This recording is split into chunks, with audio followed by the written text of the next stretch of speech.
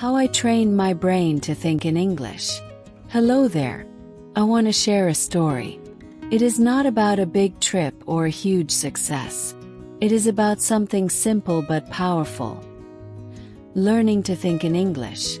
I started learning English like many people, by learning grammar rules, vocabulary lists, and practicing speaking in class. But something was always missing. I could write okay, I could pass the tests, but when I tried to speak or listen in real situations, I was slow. I translated every word from my native language in my head. Made me tired. Made me nervous. I often gave up. One day, I met someone who spoke English very fluently. I asked, "How did you become so natural?" She smiled and said, "I don't translate anymore. I think in English." That was a light bulb moment for me. I realized I was doing it the hard way. My brain was always working in two languages. First understanding in my language, then trying to change it into English. It was like driving with a handbrake on. Low, stressful, not fun. So I decided I would train my brain to think in English. Not just speak or read, but think. That means when I walk, I think in English. When I cook, I name the ingredients in English. When I feel happy or sad, I describe the feeling in English in my head. I became my own teacher every day, every hour. And guess what? It worked. Slowly, then suddenly I stopped translating. English started to feel natural, like a friend. My confidence grew. My fluency improved. I started dreaming in English. I began to enjoy learning again. In this story, I will show you how I did it. I will explain simple methods, fun ideas, and useful habits that helped me train my brain. You will learn how to move from studying English to living in English, even if you are still in your home country. If you feel stuck, if you are tired of memorizing and forgetting, if you want to become truly fluent, then this story is for you. You don't need to be perfect. You just need to begin. Are you ready? Let's go inside the mind and learn how to think in English. Part 1. My first step. Replacing fear with curiosity. When I first started learning English, I was very scared. I was scared of speaking, scared of making mistakes, and scared of people laughing at me. Every time I tried to say something in English, I felt nervous. My heart beat fast and my mind went blank. I wanted to speak, but I could not find the words. One day, I was sitting in a coffee shop when a tourist asked me, "Do you know where the museum is?" I understood the question, but I could not answer. I tried to translate in my head from Vietnamese to English, but it was too slow. I just smiled and pointed. After that, I felt disappointed in myself. That night, I thought about what happened. I asked myself, why can't I answer a simple question? I realized that my biggest problem was not grammar or vocabulary. My problem was fear. I was afraid to speak. So I made a decision. I would stop being afraid. I would stop trying to be perfect. I would start being curious. I would explore English like a child explores the world. From that day, I asked myself a new question every day. What can I learn today? I didn't worry about mistakes. I just focused on learning something new. When I changed my mindset from fear to curiosity, everything became easier. English was no longer something scary. It became something interesting. This small change made a big difference. I started enjoying my learning journey. I stopped waiting for the perfect moment. I just started. That was the first step to training my brain to think in English. Part 2. Building my English bubble. To train my brain to think in English, I needed to create an English environment. I call it my English bubble. This means I surrounded myself with English in my daily life. First, I changed the language on my phone to English. Felt strange at first, but after a few days I got used to it. Every time I used my phone, I was learning. Then I started listening to English songs in the morning. I picked slow songs with clear lyrics. I listened and tried to sing along. Next, I watched simple YouTube videos made for English learners. I chose topics I like, such as cooking, travel, or motivation. I also used English subtitles. This helped me connect spoken and written English. Home, I put English labels on things. My notebook said notebook. My mirror said mirror. Even my fridge had a label. I learned new words every time I looked around. I started to think in English. When I was hungry, I said to myself, "I'm hungry." When it was raining, I thought, "It's raining today." These small thoughts helped me build the habit of using English without translating. My English bubble made English part of my life. I didn't need to study all day. I just lived in English. Slowly, my brain got used to it, and thinking in English started to feel natural. Part 3. Talking to myself. The most honest conversation. One strange but powerful thing I did was talking to myself in English.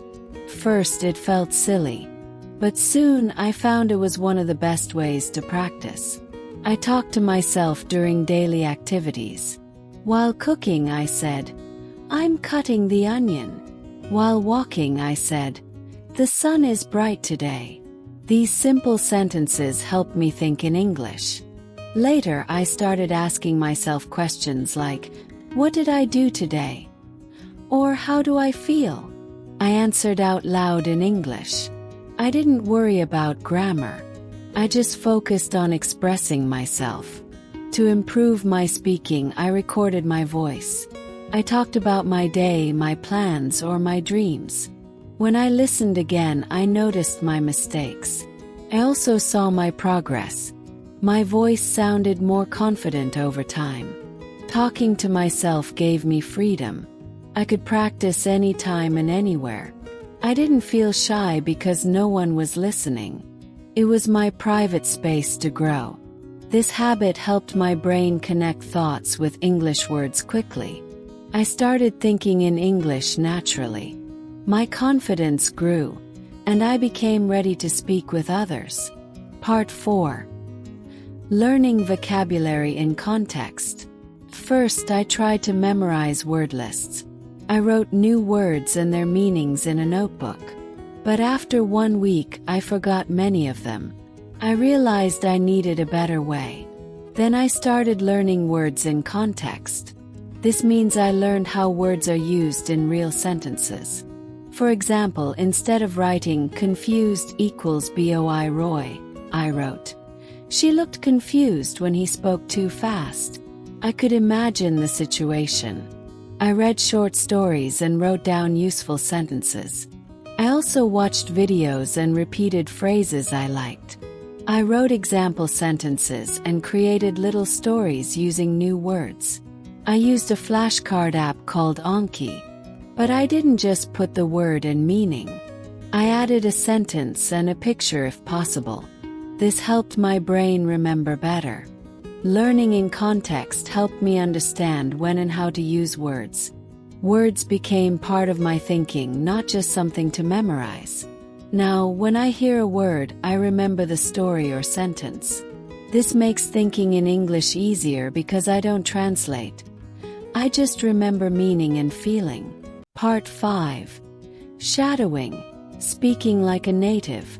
One great method I found was shadowing. This means I listen to someone speak in English and repeat right after them like a shadow. I started with short podcasts for learners. I listened to one sentence, paused, and repeated. I tried to copy the speaker's voice, speed, and feeling. First, I sounded like a robot. But day by day I got better. I also used movie clips. I picked short scenes with clear speech. I listened many times and repeated the lines. I watched my mouth in the mirror to copy how native speakers move their lips. This practice helped my pronunciation and rhythm. It also trained my brain to hear English naturally. I started noticing small things like linking sounds and stress.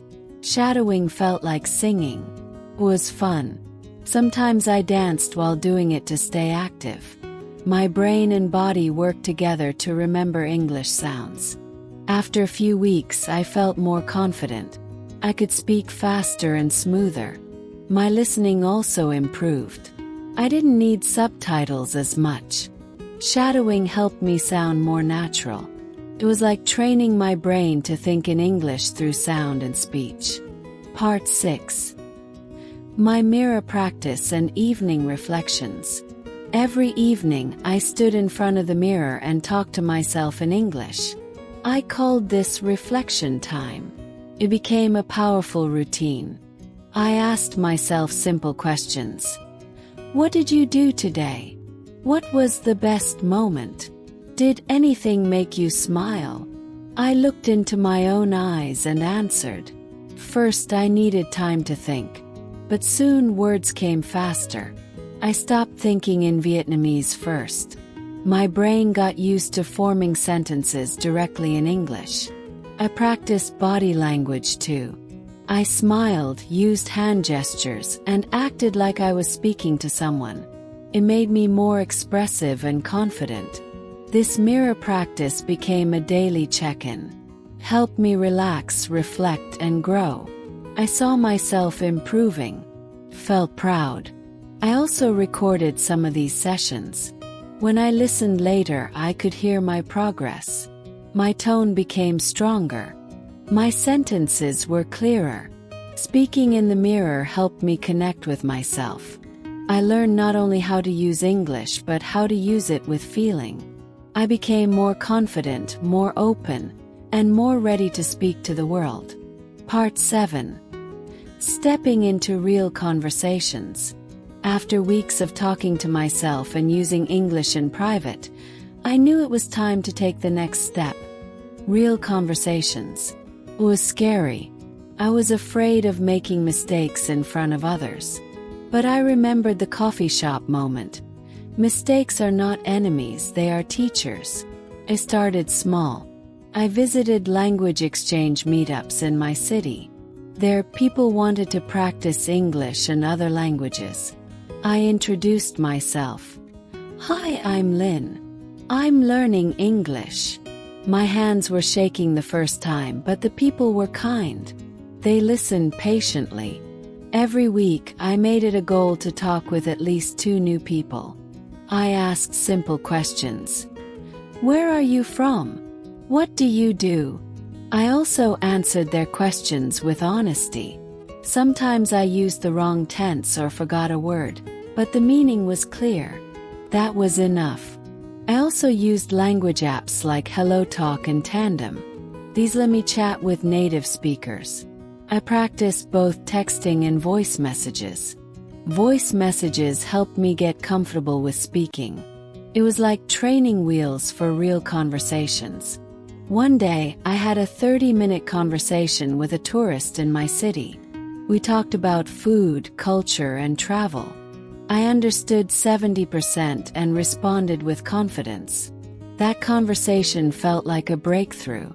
It was proof that I was not just learning English, I was living it. Part 8. Managing frustration and staying consistent. Learning a language is not always exciting. Some days I felt stuck. I would forget simple words or struggle to express ideas. That's when frustration would knock on my door. Instead of quitting, I created strategies to manage frustration. First, I accepted it. Feeling stuck is part of growing. Just like exercise, the hardest days build the most strength. Second, I celebrated small wins. If I learned 5 new words, I celebrated. If I finished a podcast episode and understood most of it, I wrote it in my journal. Good job today. Third, I changed my environment. If I was tired of podcasts, I watched a movie.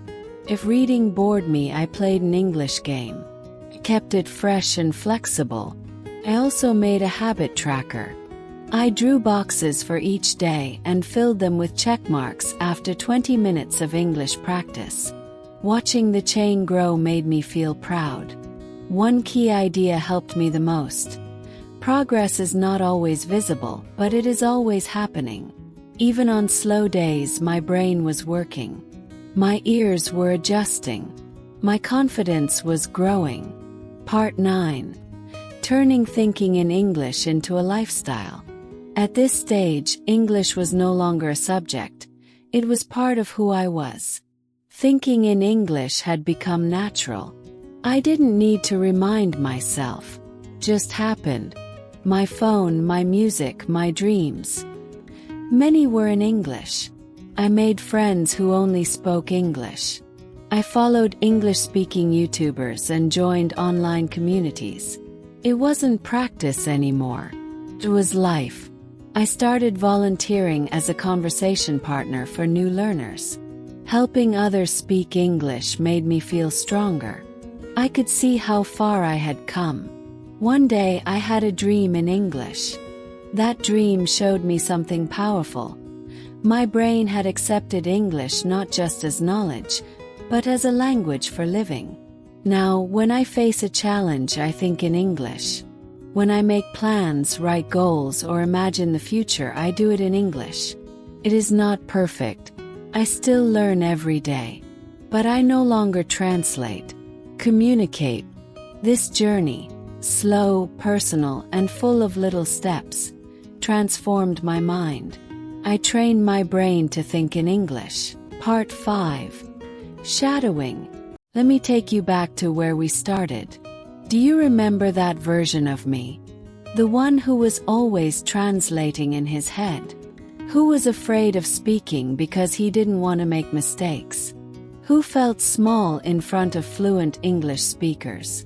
That person still lives in me, but now he's my reminder of how far I've come. Training my brain to think in English was not about being perfect. It was about being consistent. It was not about learning more vocabulary every day. It was about using what I already had. It was not about studying harder. It was about living smarter with English by my side. When I look back, I realize this journey gave me more than just better English. It gave me confidence, curiosity, and a stronger mind. Let me tell you why. 1. I stopped being afraid of mistakes. At first, I always worried about grammar, about saying the wrong thing or using the wrong word. But after I started thinking in English, I noticed something powerful. My mistakes became part of my learning. I would say something like, "He go to school yesterday," and immediately my brain would feel that it sounded wrong. I didn't need a teacher to correct me every time. I could hear it because English started living in my brain. And over time, that inner correction voice got sharper and kinder. I began saying, "Oh, I should say he went to school yesterday. Okay, got it." The fear of being wrong changed into the joy of figuring it out. That was freedom. 2. English became my friend, not a subject. Many people treat English like a school subject, like math or chemistry. But when you do that, it becomes heavy. You study it for exams, you memorize rules, and then you forget them. But thinking in English is different. It makes English part of your world. Now when I feel excited, I say in my head, "This is amazing." When I feel sad, I think, "I need some rest." It's okay to be tired. When I'm watching a movie, I think about the story in English. I even argue with myself in English sometimes. It's like having a new voice in your head, one that speaks to you in a new way. That voice doesn't judge, grows with you. 3. My confidence in real life grew. You might wonder, does thinking in English really help in real conversations? The answer is yes, absolutely. Before, when someone spoke English to me, I would freeze. My brain would start searching in my language for the right answer, then try to translate it back into English. I would lose time. I would panic. But now, when someone asks, "What do you do for fun?" I already have answers in my mind, ready in English. I think, I like reading. I enjoy walking in the evening. I sometimes watch English comedy shows. My mind is faster, calmer, and clearer. I don't need to translate. Just respond. That's what real fluency feels like. Not perfection but confidence. I became more creative. This was something I didn't expect. When I started thinking in English, I also started imagining new ideas. I began writing short stories in English, even silly ones. I made jokes in English with myself. I would walk around and pretend I was giving a podcast episode or a YouTube video. Once, I imagined I was a space traveler talking about Earth in English. Earth is a strange planet. People smile when they're happy, but sometimes they smile when they're nervous too. Isn't that funny? That kind of imagination became play. Helped my brain enjoy the language. 5. I discovered a new version of myself. You know something strange? I'm not exactly the same person in English as I am in my native language. In English I feel more curious, ask more questions. I am more playful, more open. I have different words to express myself, and sometimes those words give me different feelings. For example, in English, I love the word kindness. Soft and simple. Makes me feel gentle and calm. In my language, we also have a word for it, but it feels different. Not better or worse, just different. So English helped me meet another version of myself. Someone I really like. 6. I learned patience and progress. Training your brain doesn't happen in one day. Takes time. But every day adds something. And that's where I learned the power of progress over perfection. Some days I didn't feel like speaking in English. Some days I forgot words. Some days I was tired. But I kept going. And just like brushing my teeth or making tea, thinking in English became a daily routine. It's not about huge changes. It's about small steps every single day. 7. I found joy in simplicity. There is beauty in simple things. Describing a sunny sky. Saying thank you with real feeling. Noticing a bird and calling it beautiful in your mind. Thinking in English helped me slow down and enjoy those moments. It became part of my mindfulness practice. Part of how I see the world. And because of that, English isn't just something I use, it's something I live. Right now, if we were on a podcast together, I would ask you, what would your day feel like if your thoughts were in English? Would you feel closer to your dreams? Would you feel more free? Would you feel more curious, more confident, more creative? Believe you would. And I believe you can. You don't need to move to an English-speaking country. You don't need to wait for a perfect moment. You can start right now with what you already have. Look around you. Name what you see in English. Think about your feelings in English. Talk to yourself like a friend in English. That is how I did it. And that is how you can do it too. This is not the end of the story. It's just the beginning. Now that your brain has learned to think in English, the world is bigger. You can read more books, watch more stories, connect with more people. Maybe you will teach someone else one day. Maybe you will tell your story. Maybe you will help another learner feel less alone. But most of all, I hope you feel proud. Because training your brain to think in a new language is not just about words. It's about courage. It's about becoming more than you were yesterday. And that journey, that growth, that new way of seeing life. It's beautiful. It's powerful. And it belongs to you.